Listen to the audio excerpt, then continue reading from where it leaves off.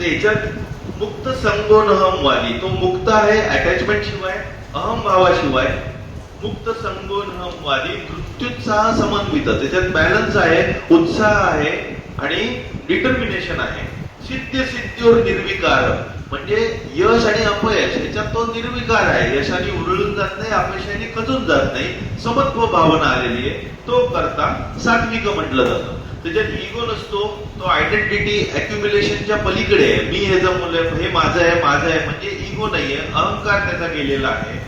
तो उत्साही आहे आणि समत्व भावनेने, equanimity, success and failure, this is सात्विक करता.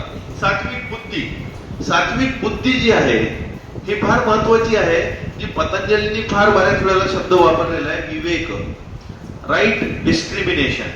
आणि हा विवेक जो आहे तो तुम्हाला अविद्या काढून टाकायला मदत करतो, जे सगळ्या दुःखाचं मूळ आहे. अविद्या म्हणजे इग्नोरन्स. कुठला?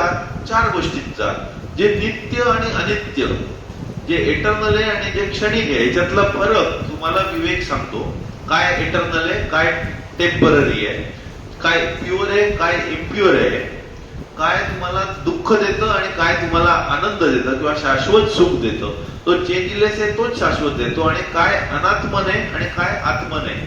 जे आत्मन आहे तेच नित्य आहे, तेच प्युअर आहे, शुची आहे आणि तेच सुख देतं. जे अनात्मन आहे तेच इम्प्युअर आहे, तेच अनित्य आहे आणि तेच दुःख देतं. हा सगळा जो विवेक आहे तोच या सूत्रात त्यांनी सांगितलेल्या श्लोकामध्ये प्रवृत्तींच निवृत्तींच कार्याकार्ये भयाभय. जी बुद्धी तुम्हाला काय प्रवृत्ती आणि काय निवृत्ती आहे, कुठली गोष्ट करा आणि कुठली गोष्ट त्यागा, सोडा, निवृत्त व्हा, ती गोष्ट करू नका. म्हणजे जी गोष्ट तुम्हाला देवापासून दूर नेईल ती सोडा, जी गोष्ट देवाच्या जवळ नेईल ती करा. तर एखादी व्यक्ती सारखी तोडीची भाषा करत असते, तिलाच दूर ठेवा. तर एखादी गोष्ट जोडायची, एखादी व्यक्ती जोडायची गोष्ट करत असते, तिला जवळ ठेवा. तर प्रवृत्ती काय, निवृत्ती काय, कार्य काय, अकार्य काय, what is right work, what is not right work. भयाभये, कुठल्या गोष्टीला घाबरा आणि कुठल्या गोष्टीला इग्नोर करा. बंद मोक्ष, कुठल्या गोष्टी बंधकारक होतात आणि कुठल्या गोष्टी मोक्षकारक होतात. म्हणजे जे काम तुम्ही without attachment, without desire for rewards करता ते मोक्षकारक काम होतं. जे आपण वरती बघितलं, जे इथे परत रिपीट केलं वेगळ्या शब्दामध्ये. प्रवृत्तींच निवृत्तींच कार्याकार्ये भयाभये बंध मोक्ष चया वेत्ती बुद्धी सापार्थ सात्विकी.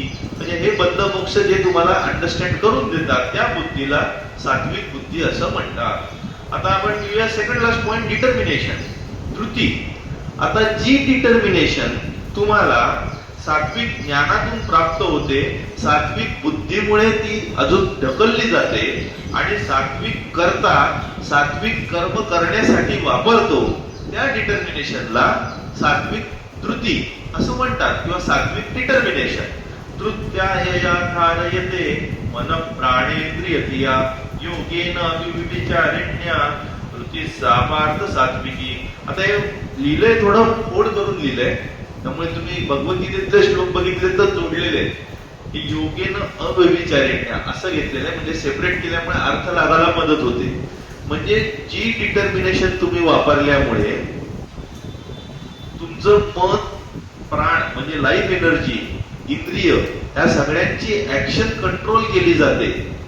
ती डिटर्मिनेशन जी योगातून तयार झालेली आहे, ती योगातून तयार झालेली जी डिटर्मिनेशन आहे, अव्यभिचारिण्या म्हणजे steadfast. So steadfast determination developed out of yoga. Yoga म्हणजे without attachment, without desire for reward. जी डिटर्मिनेशन तयार होते चांगलं काम करण्यासाठी, सात्विक कर्म करण्यासाठी, त्या डिटर्मिनेशनला म्हणतात सात्विक आहे. राजसिक म्हणजे ज्याच्यात तुम्हाला फळाची अपेक्षा असते, आणि तामसिक म्हणजे तेव्हा तुम्ही डिल्युटेड झालेला असता, संभ्रमित झालेला असता, तुम्हाला काहीच कळत नाही, तुम्ही उलटच सगळं समजायला लागता, ती झाली तामसिक. आता शेवटचं सुख, जे सुरुवातीला विषाप्रमाणे वाटतं आणि नंतर अमृताप्रमाणे असतं, त्याला सात्विक सुख असं म्हणतात.